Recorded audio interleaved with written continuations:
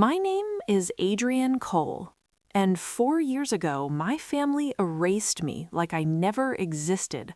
They stopped calling, they stopped texting, they stopped mentioning my name.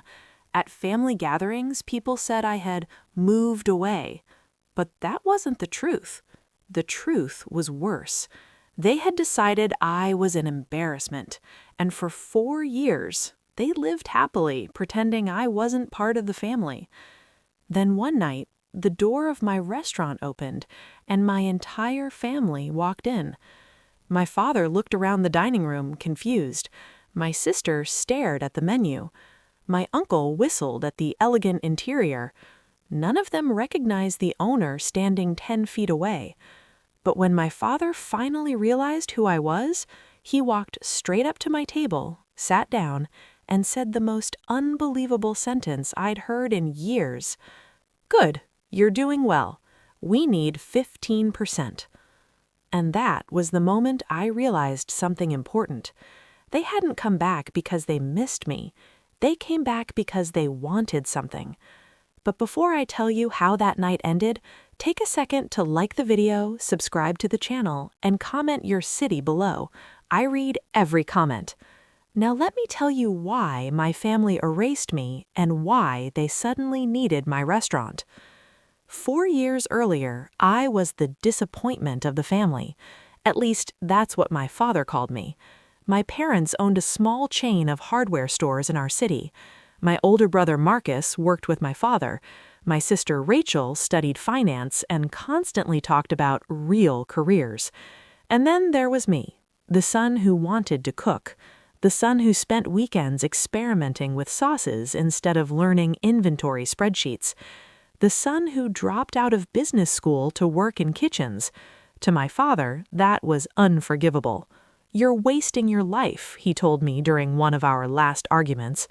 "Restaurants fail every day, and when yours does, don't come back asking for help." I didn't. Instead, I took the last of my savings and started working double shifts at a small Italian restaurant downtown. Dishwasher in the morning, line cook at night. Sometimes I slept in the storage room between shifts. But slowly, I learned everything. How to run a kitchen, how to manage staff, how to build a menu people actually loved. 2 years later, my mentor, the chef who owned the restaurant, decided to retire. He offered me something I never expected, a partnership. It meant debt, huge debt, but it also meant ownership. I signed the papers without telling my family. Not that it mattered. They had already stopped answering my calls. The first year was brutal. Some nights we had 3 customers. Some nights, none. I cooked, cleaned, did accounting, handled suppliers, and fixed broken equipment myself. But something strange happened in the second year. People started coming back. Then they brought friends. Then food bloggers wrote about us. Then a local magazine called our restaurant the hidden gem of the city. By the third year, reservations were booked 2 weeks in advance. And by the fourth year, we had become one of the most popular restaurants in the entire downtown district. But my family didn't know any of that because they had erased me. Until the night they walked in. It was a Friday evening. Every table was full. The kitchen was moving like clockwork. I was standing near the entrance checking reservations when the door opened. And suddenly, I saw my father, my mother, my brother, my sister, my uncle, all walking in together. At first, they didn't notice me. They were too busy looking around. "This place is incredible," my sister said. My father nodded approvingly. "Must be making serious money." They followed the host to a large table near the window. Then my brother finally saw me. He froze. "Adrienne?" The entire table turned. For a moment, nobody spoke. Then my father stood up slowly. He looked around the restaurant again, then back at me. "You own this place?" "Yes." There was a long silence. Then he smiled. Not the kind smile, the calculating kind. "Good," he said. "You can help the family." I didn't answer. He pulled out a chair and sat down like he owned the room. Our stores are struggling, he continued. Supply costs, competition, you know how it is. My sister leaned forward. We just need 15%. I blinked. 15% of what? Your restaurant, my father said calmly. You wouldn't have gotten here without this family. That statement hung in the air like smoke because it was completely false. This family had given me nothing, but they seemed convinced I owed them everything. My father continued talking. You'll transfer 15% ownership to us. Call it family investment. Marcus nodded. Think of it as repairing relationships. Rachel added quietly, besides, it's the least you can do after abandoning us. For a moment, I said nothing.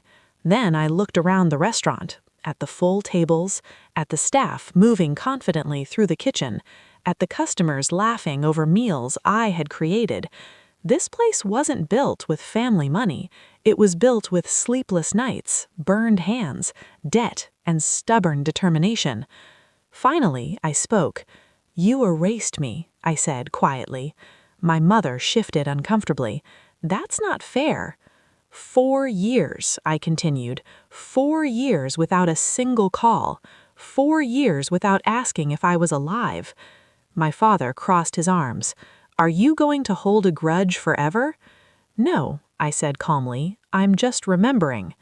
The table went silent. Then my father leaned back and laughed. Don't be dramatic. We're family. I nodded slowly. You're right. For the first time that evening, they looked relieved. Then I continued.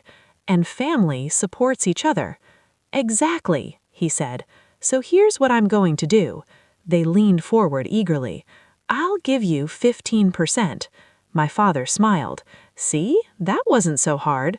But it comes with one condition. What condition? You work here. They stared at me. 15% ownership means 15% responsibility. I pointed toward the kitchen. Dishwashing shifts, food prep, closing cleanup, inventory. My brother blinked. You're joking. I'm not. My father's face turned red. We're not kitchen workers. Exactly, I said. You're family. And this restaurant was built by people who actually worked for it. Silence fell over the table again. Then my father stood up angrily. You've changed. No, I replied calmly. I've grown. They left the restaurant a few minutes later, my father muttering about disrespect, my sister whispering angrily, my brother avoiding eye contact. My mother was the last to leave. She paused near the door, looked back once, then walked out. The next morning, something unexpected happened. My restaurant received more reservations than ever before because several customers at nearby tables had overheard the conversation, and apparently people love supporting someone who stood up for themselves. So sometimes when people walk back into your life after years of silence, it's not because they missed you, it's because they finally see your success. But success doesn't erase the past, and respect can't be demanded. It has to be earned. So tell me honestly, if your family came back after 4 years only to ask for a piece of your success, what would you do?